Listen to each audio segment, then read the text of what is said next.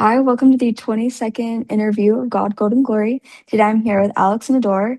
He's a former gymnast, the five-time national pommel horse champion, five-time world team member, two-time world medalist, and in 2016 he won the bronze medal at the Olympics for pommel horse. Yes, that's impressive that you knew all that. Oh, I made myself a little note card. I don't know, good. I was like, Um, wow, most people just pick one small thing. Thank you. That's very nice. no, you earned that resume. Looking back, just how'd you first get into the sport? First got into sport, it's kind of birth. My parents, we own technically three facilities now for gymnastics. Um, Two of them are in Gilbert, off Gilbert and Ray, and the other one's in Queen Creek, off like Ellsworth and Cloud. Um, And so I kind of grew up. Of course, we didn't have those when I grew up. We were far down in Mesa, renting buildings and stuff. And I was the little kid running around. I don't know. I mean, most people know what chalk is, but Mhm. I was reaching in the buckets, throwing chalk around. I was disturbing the classes. And my dad was like, "Okay, we got to get this kid in a class." And so started doing gymnastics at a very young age. Pretty much, I would say I just say birth because they owned it. I was always in the gym. Yeah. But I didn't really take it seriously until I was about 15. In the Arizona, there wasn't much competition, so I pretty much didn't have to try that hard, and I would still kind of win some stuff or most things. And I was like, "Oh, this is fun." And then when I was 15, we were invited. Technically, my dad was invited to a national team or a regional team camp in California at Woodward. And then from there, those guys were invited, including my dad, to Japan in Tokyo. And because my dad, I also got invited because I was at the camps. Even though I didn't technically make that team, they went ahead and said, "You're training hard. Why don't you come with?" And so that was a turning point in my gymnastics. I trained at multiple universities. One of them was called Knee Tight Eye. Trained with my idols. They were amazing. But I also realized they weren't that far ahead of me. They were Mhm. like one full twist ahead, or it sounds small, but it kind of is a lot. But in my head, I was like, okay, it's doable. I could Mhm. I could really buckle down and I could focus on this and really do this, and really started training really, really hard from then on, and then ended up making junior national team, and then got a full ride to University of Oklahoma, and I went there for 2 years, and then made the senior national team there and went pro and accepted money because back then you couldn't just accept money like you can now. You'd lose your scholarship. So after 2 years of being there, I actually decided we got our first world medal, and I decided it was 2011. I was going to go home and train. It was like the hardest decision I ever had to make in gymnastics, but leave my teammates. I was the team captain, co-team captain, and had to leave a full ride in order to go home and train and pursue my end all goal, which is the Olympics. And of course, then I came up short, and I was the alternate. And I was like, oh man. Was thinking, did I make the right decision? Was it what was meant to be? Should I have just stayed there? Like all those things crossed through my head. And I was like, well, I'm just gonna buckle down and keep training. And that's when I started making more world teams. I made 2013, like you said, 14, 15, then Olympics, finally in 16. Ended up getting a medal, and then um, and then 17 as well. And so I was like, man. I'm glad I stuck with it because there was many times during my training that I really was like, okay, well, do I really want to do this for 4 more years for a Mhm. chance? What if I get sick? What if I have the flu right beforehand? And then all of a sudden it's done for. So that's kind of how I started getting into it, and then how I progressed through very quickly, without giving more detail, how I went through the World Championships and the Olympics. That's so cool. Who helped you like make that decision to go more pro than school? Um, It was my dad, he was my coach as well. So I was coached by him as a junior, which is until you're like, 18, then you go to college, call it junior. And so I was coached by him, and then he noticed even in my trainings, I have my AC joint would be taped down. I had gotten in any given year between 4 and 6 cortisone shots in my shoulder in the bursa sac. And so we were overtraining because in college you're competing kind of every weekend, back to Mhm. back to back, and your body just can't keep up with those numbers. And being as though I was I won Junior Olympic Nationals. I was the number one recruit. I pretty much had to do every single meet. And typically they'd be like, okay, you're not doing all around. And then maybe our guys started losing and my coach didn't want his perfect record to be gone. Alex, you're going in. So I didn't Mhm. get those days off that I really wanted. And so in order to get the end all goal of going to the Olympics, I needed my body. And my dad noticed also I needed my body to be able to recover and be able to focus, compete less, and really dial in and focus on that. So we kind of did a pros and cons of staying in college and continuing the college path, and then also, pros and cons of me coming back home to train, giving up a scholarship, which is very expensive, and then having to pay for schooling here and stuff like that. So it was a hard decision, like I said, but I needed my coach and also slash dad to really help me with that. Yeah. Looking back, what do you think separates your mindset now from when you first started competing? Um, yeah, that one's actually kind of easy. Some people might think it's hard. For me, like I wanted to win. I wanted to Mhm. win at all costs. I wanted all the gold medals. I mean, there's interviews when I was going, before I even went to college, I was like, we're going to win every year. And it was all about winning, winning, winning. And that's what I was really focused on. And it wasn't until after the Olympics. Slightly before I realized, but also really after the Olympics and post gymnastics, that I realized like it was about the path to get there. It was about the friendships you're making. It's about traveling the world. It's about all those little wins. It's not just about getting a medal. Like I Mhm. rarely have brought my medal out. I did the interview on Alex's podcast and I brought the medal out. That's probably the first time I brought that medal out in 4 or 5 years. Like I know I want it, but it's not really about that. And I wish I would have learned that when I was training. Now I'm Mhm. switching to do jujitsu, and I'm really focusing on that. Every day in the gym's fun. All I have is that day. Day before that day, it's too early. The day after, it's past. I have that day, and so I try and enjoy every single day of training, good, bad, any comp that I do, good or bad. I'm gonna try to really enjoy it because I think if I would have done that more in gymnastics, I would have even more of a love for that sport. Mhm. If you had to describe your faith in one word, what would it be? In one word, um, hmm, describe faith in one word.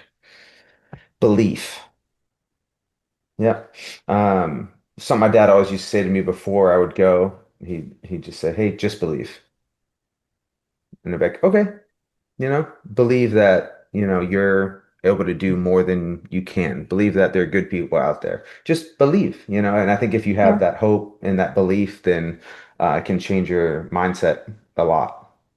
Mhm. And make you just notice the good things more as opposed to like, oh, Hmm. everything's horrible. Like, Yeah. Yeah. Dwelling on the bad stuff, you got to try and not do that. Otherwise, it just crowds your mind. mhm. If there's bad things, try and learn how to push them out. I still to this day need to work on that. I try to do my best and try and push that stuff out, but it can be hard. It can definitely be hard. Um, can you tell me a little bit about your faith background, like how you were raised, how you came to your beliefs? Yeah, sure. Let me get some water. I grew up. And my dad was very into church. He still is, but I grew up Orthodox, and so I grew up through that church. I was an altar boy pretty much my whole life. We never missed church, even when I was sick, which I'm not going to do that with my kids. If they're legitimately sick, we're going to miss church. It's okay.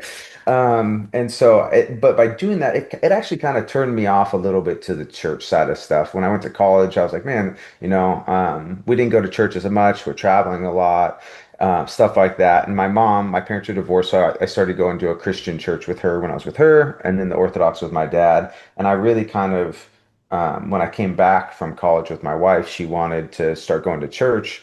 And we went to Central Christian, and she was like, "This feels like home. I like it." And I was like, this does feel better. It feels good. And Mhm. my faith kind of came back to me when I came back when I was in my 20s, early 20s. And since then, we go to Central. We try and go every single Sunday, unless my kids are sick. Um, and my kids love it. My wife loves it. She got baptized there as well. And with them, as I was growing up, like I said, the reason why I kind of switched over to there is it was a lot of joy and happiness. I Mhm. mean, they were able to. I went to two different church camps. I don't remember the exact names, but one of them, we did a church camp up north. And then we got to go snowboarding. My buddy's like, you got to come. His dad worked in Central. So I went with him to my first church camp and it was awesome. Then we went to California and I went to Pepperdine and that kind of helped grow it even more. And Mhm. so it really, when we came back and had to decide which church we kind of wanted to go to, I mean, that's what was kind of the deciding factor was just the happiness and the people. And so, yeah, so we go to Central Christian. We've been going there for a very long time, very, very long time. And we try and go every Sunday. Um, so were you an athlete first or a person of faith first? I mean, like I said, I kind of was born into the church, born into gymnastics. Mhm. Um, I honestly, I kind of think I cared more about gymnastics before I did my faith. Now I've Mhm. realized that faith is way more important, and gymnastics is just a sport. And it kind of goes back to one of those things, wanting the gold medals, wanting these things, not really Mhm. embracing it, not really realizing how lucky you are to be able to do the sport. You can only do it because of God, because of what He's given up, because of all those things. So I think at a younger age, I didn't really quite grasp it, and now I definitely do. Mhm. Yeah, because that's the cool thing that I've seen is like people who like had the faith but then became like stronger in it. They did have that turning point where it's like not the values switched, but like Mhm. priorities kind of change Mhm. and you just realize like how special the whole thing is conceptually. Yeah, no, absolutely. I mean, in essence, the way I look at it is everyone that's going to church, they're trying to be a you're trying to be a better person. There's other Mhm. religions, there's, being Christian, there's Mormon, Orthodox, Catholic, there's tons. And I honestly, they differ in different ways, but the end all goal, I think, is to just be a better person, to care about others, to do the Mhm. right things. And I think it's really important. I think that if you don't have that, you're going to see a lot more evil. You're going to focus on that. You're going to focus on the bad stuff, and you're not going to be as happy as a person. You're not going to live a faith-filled and happy life. Mhm. How does your religion show up in day-to-day training? Day-to-day training, you got to have a lot of faith and hope that you're not going to get choked out now. Uh, um, but just trying to be a better person, Like I said, if I see someone struggling, I'll help them with their jujitsu stuff, but also ask them who they are as a person, even after the role, talk to Mhm. them, really get to know them, figure out, become their friend, see if I can help them. And then maybe they want to come to church, and then maybe their life gets a little bit better because of that. And so now I would say mainly that way, helping others and maybe bringing them to God as well, and realizing that like we're so lucky that we even get to train. There's a lot of people that Mhm. probably want to be able to train and physically they can't do it. Their bodies can't do it. They're injured. So to be happy that we get to train and also make lasting friendships that become something more outside of just training. Yeah. I feel like it's kind of a joke, but it's like it's weird. There are people that I've known in Jitsu who are like my closest friends. And it's like the people I've known for years outside of it. It's like we're good friends, Hmm. like we're acquaintances, but it's like it's different when you're Yeah. It's a Mhm. different bond. It's a different connection. I think when people struggle together, they grow closer. And so you probably Mhm. don't have that with other friends. It's usually probably fun at school and hanging out. You're not struggling day to day. But when you're in Yeah. the grind of it and you're struggling and helping each other when you feel at your lowest, like you're gonna pass out, like you're gonna throw up, like you're scared for a comp and they're there for you, it means more. Mhm. Yeah. Are there routines, prayers, or rituals used before competing? Uh, yeah, I used to, because Orthodox, I would cross myself. Even still, I will. And I'd kneel at the bed and say a prayer that myself and everyone had a safe and successful competition because I didn't want anyone getting hurt and I didn't want to win unless someone was at their best. So I Mhm. said that before each competition, kneel down before the bed, and then I'd march out and I'd go compete. So it's just a little tiny ritual that I've done for a very long time. Mhm. I've never told anyone that actually. So you're the Yay. first. Yay. I'm honored. Yeah, Um, yeah. when preparing for competition, what role does faith play in your mindset? I mean, you gotta, for myself personally, now that I've come to God a lot more. It's a big part. It's definitely a big part. Um, it helps me just relax. It helps me realize that I'm lucky to be able to compete. What will be, will be. I've trained my Mhm. hardest. I put everything into it just like God would want me to. And the result's going to be the result. And now that I'm not chasing golds and I'm not doing that, I get to learn from every experience. Whether I win or I lose, I get to realize, okay, well, my life's still great. I still got a beautiful wife, beautiful kids. God's by my Mhm. side. I have my health. This is extra. I get to do this because of his sacrifices. So I'm not going to be as mad. Of course, I'll be mad if I lose, but I won't be Yeah. deeply maddened, if that makes sense. Hmm. Yeah, I think that that's Yeah. helped me a lot. Yeah.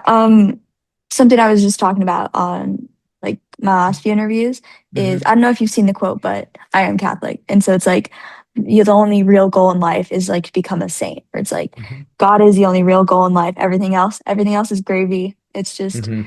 a bonus. It's cool to experience, but at the end of the day, it's not the biggest thing in the world.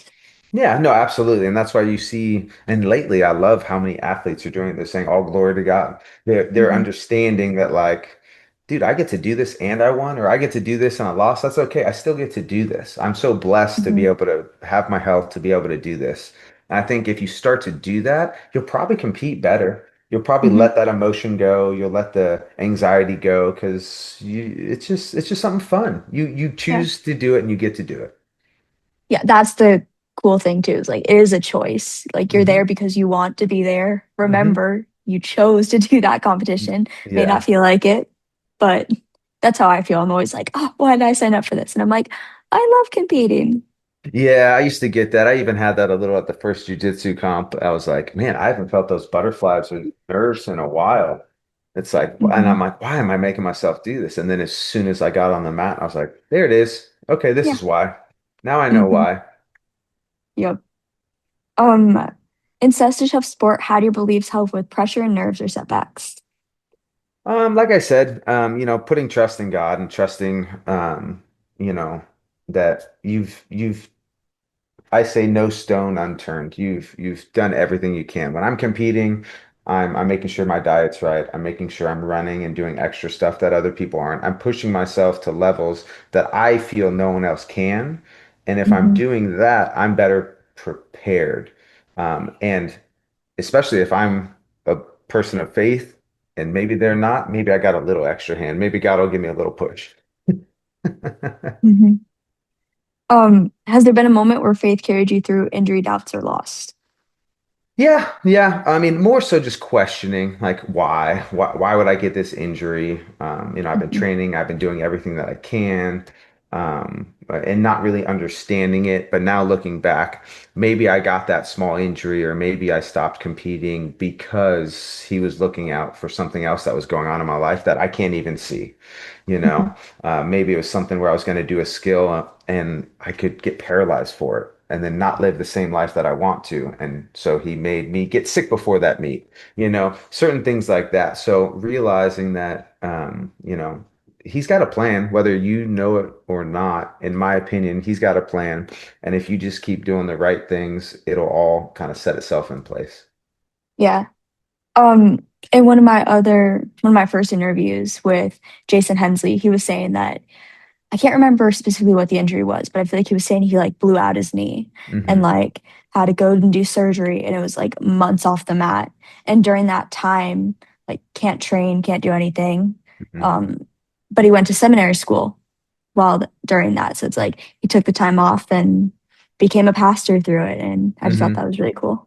Yeah, yeah, it can be a different direction of your life that you never even knew that you needed, and it kind of fills that void or that gap. And Hmm. also, as far as injuries go, like it's a part of every sport. If someone gets injured, just know that like it's gonna be okay. Hmm. If you're strong-minded, strong-willed, like you're gonna be able to get through it. There's other things that you can work, That's his knee hurts. Maybe his shoulders could work on shoulder flexibility. Maybe he should Hmm. stretch his shoulders out so that Kimura can go a little further and then he can win that final comp and have the glory that he wants. There's certain things, there's always light at the other side of the tunnel, you know? Hmm. When you win, how do you connect faith to that victory? When I win, Hmm. well, I rarely won one. I mean, I guess at NCAA's, but just knowing that it's his plan, whatever it is, when I win, that's great. It serves a purpose. Maybe by me winning, it inspires that young athlete who struggled like me, who's followed my story and is dealing with something, and it's going to help them get to a higher point. He's using me to help others. That's the way I look at it. If I get that gold, or even if I don't, and my story makes sense to someone and they're able to watch it, me going out on the mats is meaningful. It can mean something to someone that I don't know him, I've never met him, anything like that. And then I've had even people, they'll send me a message like, "Hey, your interview or this really struck with me and it changed my life." And I'm like, "How? Like, Hmm. really?" And then it's like, okay, God's a lot bigger than you expect. He's a lot bigger than you could ever imagine. Even the smallest things have meaning. Yeah. And it's crazy. Like, I feel like you never realize how many people are watching you, or it's like the Yeah, impacts that you don't even realize you have. the girls, I coach gymnastics as well at our gym, and the girls that I coach, like I've told them that many times, like, "Oh, I suck. Oh, I messed this up." And I'm like, "What are you talking about?" And I'll take some time sometimes and be like, "Think about how far you've come in a year and what you've learned, and also like let's sit back. You stand by me. Let's watch this routine, and we'll watch another girl go. And as they're going, like, go look at this group, and this group, and it's little tiny, tiny kids. They're all watching, like." They think it's amazing. It's like you're literally inspiring these kids. Like you don't like you got to be able to see that. And then when they Mhm. do, they're like, "Oh, okay, great." And they love it even more. Yeah. Is there a story or moment we haven't touched on that best shows how religion and athletics intersect for you? Um, I don't think so. I think your questions were really good. Yeah, I don't think so. Yeah. All right. Anything else to add before we close out? Um, Not really. God is good. I hope that you have a great season. When's your next meet? Thank you. The end of the month.